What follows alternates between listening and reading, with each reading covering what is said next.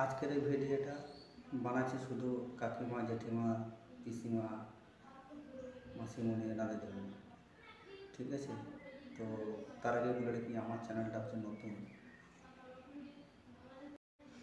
তো কাকিমা যারা আছেন বয়স্ক মহিলা, ওনাদের একটু সাজাগুজো জিনিসটা খুব পছন্দ করেন।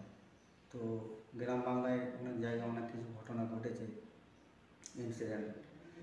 ওই সোনা পালিশ করার নাম করে কিছু ব্যক্তি এসেছে, তারপরে ওই সোনা হয়তো বার করে দিয়েছেন যে পালিশ করে দিলে চকচকে থাকবে। সেই জন্যে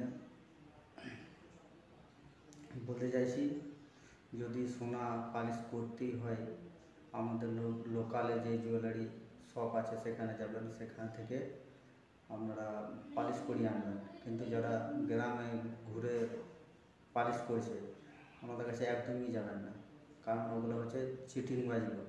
আপনি বার করে দেওয়ার কিছুক্ষণ পরেই দেখবেন আপনাকে জল চাইবে বা অন্য কিছু চাইবে, ওই ফাঁকে আউট। আপনার সোনা গেল, সবই গেল, সাজাগুজো হলো না।